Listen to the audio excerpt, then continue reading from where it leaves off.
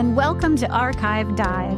I'm Maria Lockwood, a reporter with the Superior Telegram. Each month, we dip into files on historic events, people, and places in Superior and Douglas County with local historians. Today, we'll discuss a trio of artistic brothers and the impact they made. Alex, Tony, and Nick Yaworski grew up in South Superior, first-generation immigrants from Odessa, Russian Federation, which is now Ukraine. Alex Yaworski combined a commercial illustrating career with a fine art career, leaving his mark in both. Tony Yaworski taught art at Central High School and Superior Senior High School, impacting generations of young artists. His murals once graced many Superior buildings. One is on permanent display at Superior Public Library, another in the hallway of Superior High School. Even their brother Nick was a painter. Helping us dive into the story today is local historian Teddy Moronic. Hi, Teddy. Hi, Maria. Thanks for joining us today. Oh, thank you. So this is quite the amount of artistic talent in one family here. It's quite a family. It sounds like it. So what brought the Yaworski family to Superior? Well, I think, maybe if you were living in what was considered part of Russia at that time, you're thinking maybe it's a good time to get out now. But in the early days, they left Mr. Yaworski, the father. He left in 1907, 10 years down the road, and Russia was going to fall apart practically. So he came over first, looking for a job, of course, and then his wife and the two oldest boys came next. They had both been born in Odessa, Nick and Alex. Okay. And they came over, and he moved to Superior. This is where he ended up, in South Superior, and he got himself a job at the Webster Chair Factory. Okay, so he manufactured chairs. Right. I think I had read, I couldn't find it when I went looking for it again, of course, but I think I read somewhere that he also designed some things because they had an extensive catalog. They did chairs, but they did other things too. Mm-hmm. But I'm thinking, I wonder if that's where the artistic bent in the family came from, was their father. Possibly. Yeah. And now the boys all went to school in Superior. Mm-hmm. What schools did they go to? They all went to Central High School. Okay. And I found this interesting story about Alex. Nick is the oldest, and Alex was the next. And while he was in high school, he did some painting, and I guess it was in the 20s, so girls were starting to bob their hair. Mm-hmm. And the other fashion, well, you know how fashions are, were long raincoats, rain jackets that they would wear, but on the back he would paint them an original picture. Alex would. So I suppose that's, yes, and that was very back of the raincoats, very fashionable to wear in Superior, Wisconsin during the 20s. And so I suppose he made money that way by doing that, by painting. Wonderful. Yeah. And they went to high school. How far apart were the brothers?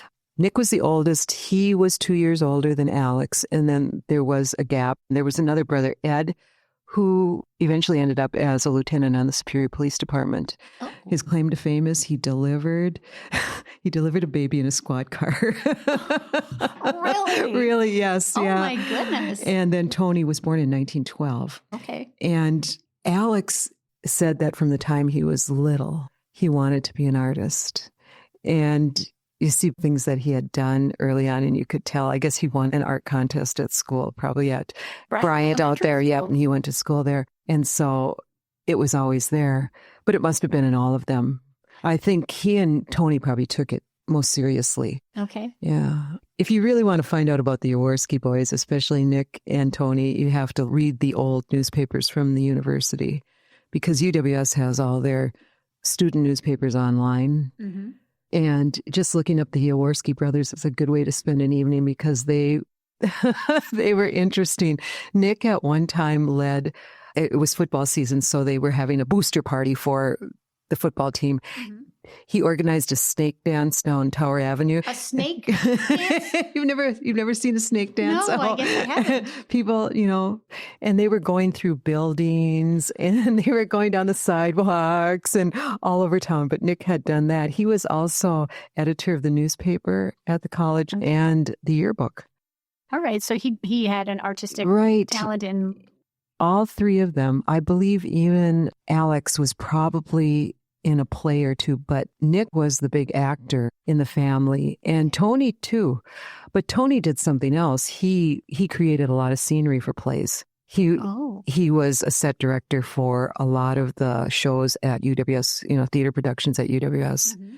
But he and Nick both went to UWS. Tony graduated with a degree, I told you before, in science and math.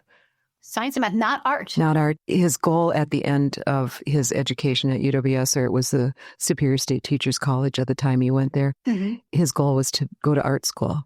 I don't know if he ever did. He started teaching right away at Central. But was he teaching math? He taught math at first. Really? He taught math and then finally, math and art, and then finally went full-time art.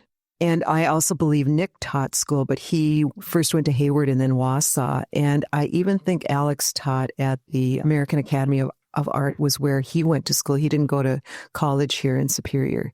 He went to art school in Chicago. So that was the start of his dream of being an artist. And Alex is the one you could really call a career artist because he did his paintings, of course, and they were really well received in the Chicago area, but he also did commercial art. So he worked for people like Sears Catalog. Right. And Oscar Mayer he did, and Ben Franklin stores. I guess he drew a lot of Ben Franklins in his career. Well, you've got to make money, as an artist. Yeah. But he had shows too. Right. And with name artists that, people would know that his pictures were being shown with people who are really well-known artists. But it was at the Art Institute of America. He did a picture of the building, and they have lions, 2 lions on either side. I guess it's still one of the favorite pictures of the building that anyone has ever created. Wow. It was Alex who did Okay, that. so he had quite the eye for art. Yeah. And he went on and he had a full career in art. Right. Yeah, that's what he did for a living. Where did he live? He lived in the Chicago area. In Chicago He had lots of shows down there, himself, and was involved in all the art organizations there. And it was his career. It was at Tony's in a way, too, because he taught school and he did art. Right. And so Tony was back here also doing art. And his art also took on a larger form. Not just was he teaching students, but when did he start making murals? I don't know, but I read in his obituary at the time he died in 1999, there were supposed to be 14 murals in the area that Tony had done.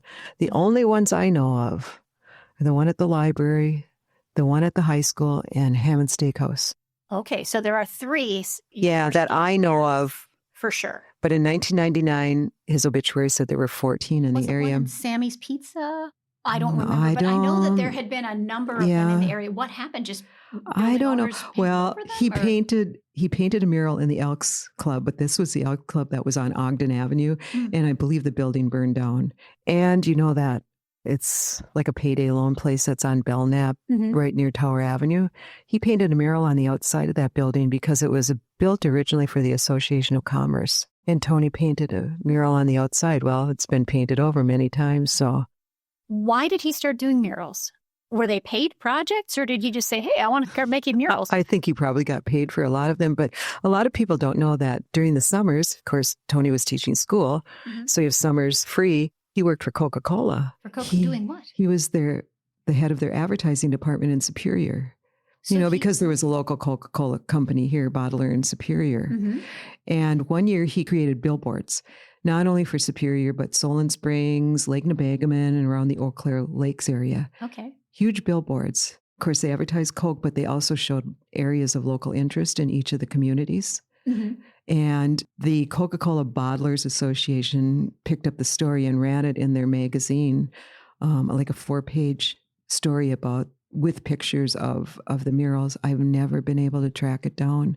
Would love to see them. I've seen a picture of the one he did for Superior in the Telegram, but it's not in color. What parts of interest did he put in it? What local? Well, fishing and, Right. Oh, okay. all the recreational things because it was a summer project. Right. So he did a lot of advertising, local advertising, designing ads for the local Coca-Cola company. And the one mystery I have to solve is if you go on Tower Avenue, when we were doing a play at the Empire Block, I went out in front of the building for some reason and I looked over, and on top of the old Telegram building, the Badger building, there's a Coca-Cola logo painted on the side of the building way up. Oh. And I was talking to Bill Getty, another local artist who knew Tony, was a student at Tony's, and he said, I bet it was Tony. So I don't know for sure, but He could have done that. But he also taught for the University of Wisconsin. They were called field service classes in art. He taught those all over in northern Wisconsin. Mm-hmm. He also taught for, what we used to call in the vocational school, which, turned into WITC. He taught classes there. It was always doing these things. Mm-hmm. He must have not slept. That's all I can think of. And you're teaching school at the same time. Mm-hmm. Teaching school during the day, teaching school in the evenings. Yeah. Well, one time I was at an art show and I ran into the mother of a friend of mine, and she was a painter, and she said she had taken classes from Tony, and she said he would get up in front of the class. She said he was always so happy. He'd get up in front of the class and go, "Can you imagine? They pay me for doing this." Oh. He loved it so much. He loved teaching and he loved art. But he must have been really fast at it. That's all I can think. Or else he didn't sleep. I don't know. Right, because he's so many different. I remember when the mural was found that is currently at the library, that was a big find because it was just in storage, as I recall, right? Right, yeah. I was still working at the library then, and Sue Heskin, the director, emailed me about it. And she's like, "Oh, they found this mural about Tony Yaworski." And I'm like, "Tony Yaworski? You're kidding." I was just flabbergasted. And she said something about, well, they're hoping to find a home for it. And I thought, why not here? Because, the library already has their own murals, Karagaboy murals. So I think this would be a nice addition. And it did happen. It did. Now it's on display in the large in the meeting room. Yeah. What is so iconic about Tony's paintings? Why is he so well known here in Superior still today? Because he paints Superior. That's the thing. Not too many people that paint Superior, and painted Superior for how many years? Probably 50 plus years. And he's a good painter on top of it. I don't know. He was larger than life, I think. I mean, I didn't take any art classes, but when I was at Superior Senior High School, everyone knew Mr. Yaworski. Did you meet him? I don't think I ever met Tony, but you see him. He was everywhere. He's in the newspaper. He was named the Citizen of the Year by Bruce Hagen in 1977, and wow. I think even one of the governors gave him some special award that said he was such an asset to the state. Wow. Yeah. So much from such. I know. I think one of the most interesting things I read about him, though, in the school papers was they had a column all devoted to him. Mm-hmm. Just before he graduated. And there are all these things that Tony does this, Tony does that. And they also said Tony spoke Russian, which I thought, well, probably he did because his parents would have spoken Russian before they learned English. Yeah. Mm-hmm. Yeah. And my other favorite story about him is that he would create sets for almost any production, any theater production in the Twin Ports. Called Tony. He did them for UWS for years and years and years. And then Central High School. Okay. He did them. And one year at Central, they put on a play of The Wizard of Oz, which is like my favorite movie. Right. And Tony created the sets, and they had kids from every school in Superior come to the play. I think there were like 1,000 kids in Superior saw it. Okay. And then they took it on the road after that because it was so great. So the sets went with them. Yeah. Wonderful. Yeah. Now, Alex was more well-known nationally. Right. He was the artist. Mm-hmm. But Tony is kind of like Superior's artist, right? Right. Still is. Yeah, I think so. And the thing about these boys, which I love, there must have been a little competition, like there usually is among siblings. And they would come to Superior every summer and paint the same venue. They would go out to Wisconsin Point, or they'd go down to the elevators, and the three of them would paint the same picture. So the three of them, so it was Nick, Tony, and Alex. Not Ed. Nope. I don't know if Ed painted or not, but these three brothers, they'd sit down and they'd... Every year. And, Alex lived in Chicago, Nick lived out east, and Tony was here, but Mom and Dad were still here, and they'd paint. I think it was a competition. At least one year, they had them displayed at the library, all three pictures that the guys had done of the elevators. Uh-huh. They were on display at the library. And one summer, they painted a portrait of their dad. And they started it, in Superior, and then they took it home over the winter, and then they came back, each of them with their finished painting. Have you seen pictures of those? I've seen one. I think Alex did. Okay. But yeah, I have not seen all three. I'd love to. Well, I think Bill Downs has a number of prints, because at one time Downs Funeral Home did the largest showing of Tony Yaworski's works. Really? Yeah. Okay. Interesting. So he never had like a big show at UWS or anything? I don't think so. I At don't the high think school? so. Or? No, I don't know. He and Ron Orlandi, who was another art teacher of the same era of Tony, he and Ron Orlandi started the Spartan Fiesta. Oh, the Spartan Fiesta. Yeah, that was their idea. Wonderful. And I think it's still going on, if I'm not It is mistaken. still going on. Yeah. It just took place this year. We wrote a story on it. All the artists getting together and showcasing their work. So that was his and Ron Orlandi's idea, which I think is great. The mural that we have at the library, I find fascinating because it was in the pediatric area of Memorial Hospital, which was here in Superior. Was here in Superior. There was, yes. Here in Superior. So it was there for the children who were admitted to the hospital. And Tony said he painted it for them so it would relax them while they were there. But it's mostly storybook characters and fairy tale characters. And it's so much fun to go and look at it because they're all set in Superior. These stories, rather than, their original settings, they're set in Superior. My favorite is Rapunzel out at the lighthouse with her hair coming out of a window. I love that. And I know there's at least one from Billings Park. Oh, yeah. He had a lot of Billings Park. And Bill Getty told me he thought that he had put some of his family members, Tony's family members, were in there. Oh, and the little old woman in the shoe one? Yeah. Oh, yeah. And the 3 Billy Goats Gruff that are going across the bridge. The thing people don't know is there's a piece missing from the murals. Oh. There's, at the very end where the bridge is, there should be another piece. And it's, I think, longer than the rest of them because I've seen a picture of it. Bill Getty showed me a picture of it. And the ugly duckling is the story that's missing from this. And then the rest of the bridge, there's only a part of the bridge in the mural that's at the library. So the rest of it is missing. So if anyone knows where a little ugly duckling is, we should let the library know. Yeah. So. And those had to be restored because they'd been stored away and they had a little They'd been rolled up. Yeah. And Bill Getty, plus I think other students who had, Tony had been their teacher, volunteered their time to come in. Yeah, Bill was sort of the center of entertainment for quite a while at the library. People go in there and talk to him and see what he's doing. He'll tell stories. Yeah, and you really can't tell that it was touched up. Wow, he's a master. Yes, he is a master. How many students would you expect Tony Yaworski? I can't even imagine how many people he did. Really and truly, it must be, because he started teaching at Central in 1935, I believe. And he taught at senior high till about 79. Wow. He taught a long time. So can't imagine how many people. I think he'd be tired of it after a while. You would think, but he still did classes afterwards too, didn't he? He was painting everywhere. Really and truly he was. I don't know when he found the time to do all this. Wonderful. Yeah. So, and then now Edward the cop, he never painted? As far as I know. I don't know for sure, though. I've never seen anything. And he delivered a baby. Yes. And they had 2 sisters too. Oh, really? And then they had another brother who was killed in a car accident walking across Tower Avenue when he was young. What area of town? Oh, they lived in South Superior. Yes, and it was just a short walking distance from the Webster Chair Factory. That's what most of the stories say. That's where their dad works, so he could walk to work. Right. Yeah. And if people want to see some of Alex's work, is he online? Oh, you can go online and see lots of Alex's work, yeah. Because folks here in the Twin Ports, I mean, Tony Yaworski is just... he's still everywhere.